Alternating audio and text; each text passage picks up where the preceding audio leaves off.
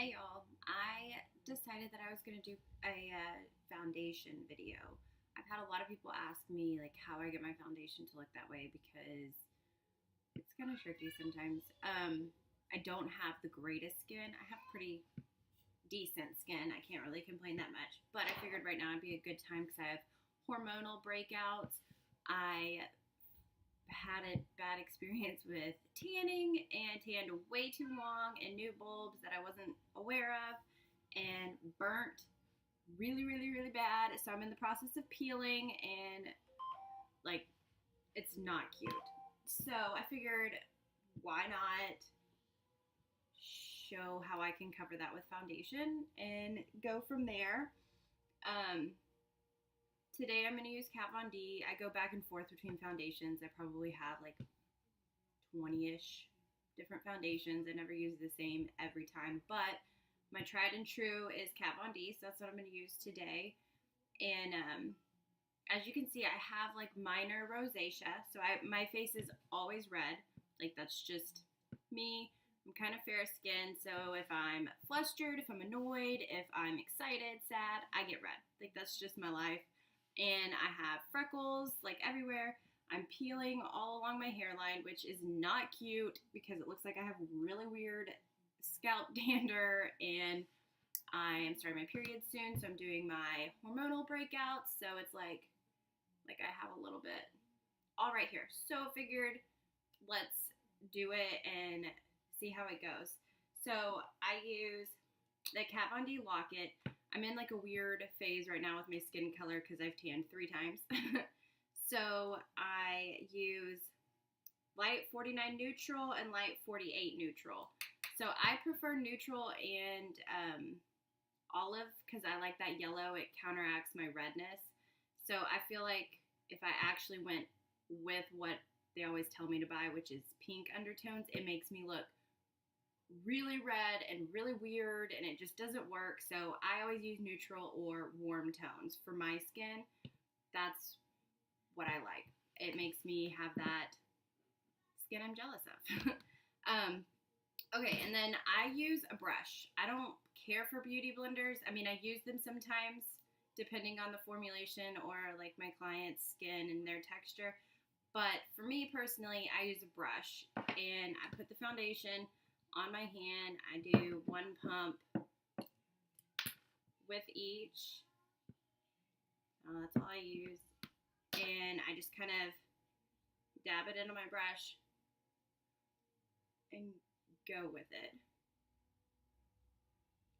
Okay, so for my first round, I do it twice, and you'll see why. My first round, I'll just go in and just blend it in, circle. Sorry, I'm looking in the mirror above me because I normally use my phone, but I'm using my computer right now because I was texting with my brother.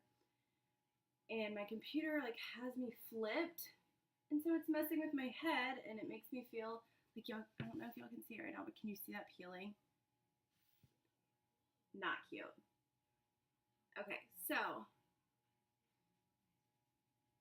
always bring it down just a little bit because that line that some girls have, y'all know who they are, isn't the cutest. Okay, so I still have quite a bit of foundation left on my hand, but I'm going to put a little bit more of the darker shade in, just itty bitty, and go through. Now, for this round, so you can see like that covered me pretty well, but it gets absorbed with the brush a little bit more. So for this round, I like to stipple it in, and I'll go through and just pat it in. And this is where I prefer the brush over the beauty blender. For one, the beauty blender I feel like leaves patches sometimes and like kind of pulls the foundation a little bit. It doesn't like set into the skin as well. It absorbs a lot of the foundation. I don't know. Just personal preference. But as you can see, it's like smoothing out my skin. It's covering my redness really well. It covers my freckles really well, which for me personally, I like that. Some people like to flaunt those, which good for you. Just go in, tap it all in, blend it all in. Now, I don't do too much on my forehead just because I contour my forehead quite a bit, so I don't need that much product buildup, but I want it to look, my base to be like even and good to go. Okay, so can't see my redness anymore. You're gonna see the texture obviously because I get those like oil, like high, they hurt. I hate them bumps, like I hate them. But my redness is good. I like it. It made me a little bit white, so I'm gonna have to darken it up. Get like a darker foundation here soon.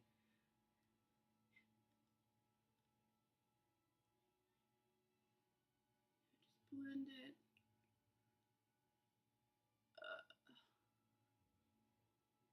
Okay. So it looks good to me, at least on the computer screen. Who knows what it looks like in real life because I can only see my forehead in the mirror. Okay. Now I'm gonna go in. I've only used this twice, so I'm gonna continue using it and see how I like it. It's her Lock It Concealer Cream. I like it's like a thick amount. It's not. I don't know. It feels good in my hand.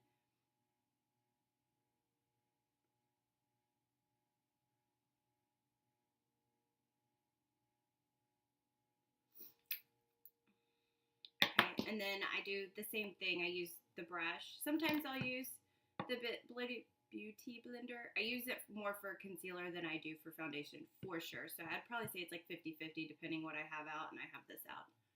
So I'll go with this.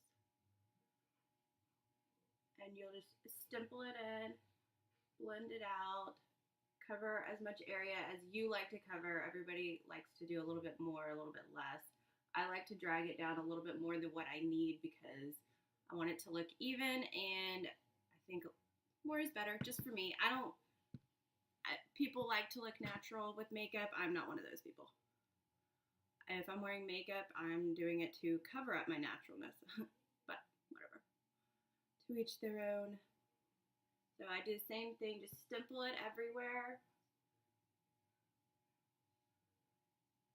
Y'all, this peeling is not cute.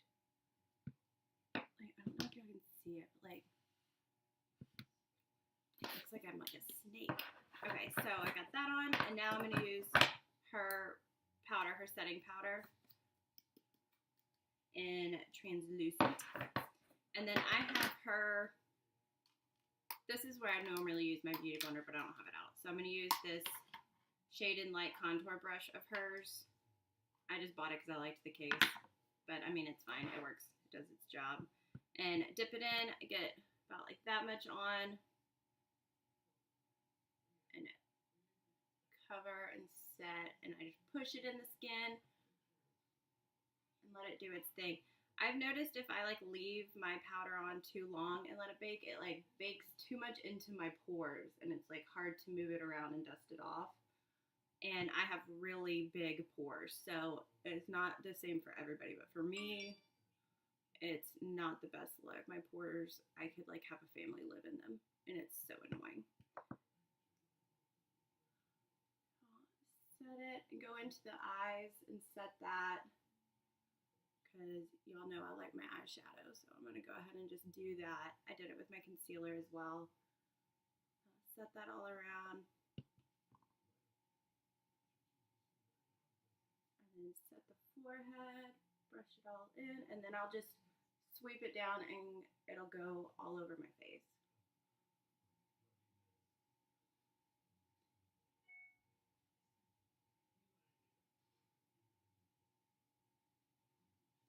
So now like nothing is sticky from the foundation, everything's blended in, everything's set, and now I'm like ready to contour, I'm ready to do my blush, I'm ready to do everything. But the reason I do it this way is because I am very, very red, and I don't like it, so I cover it.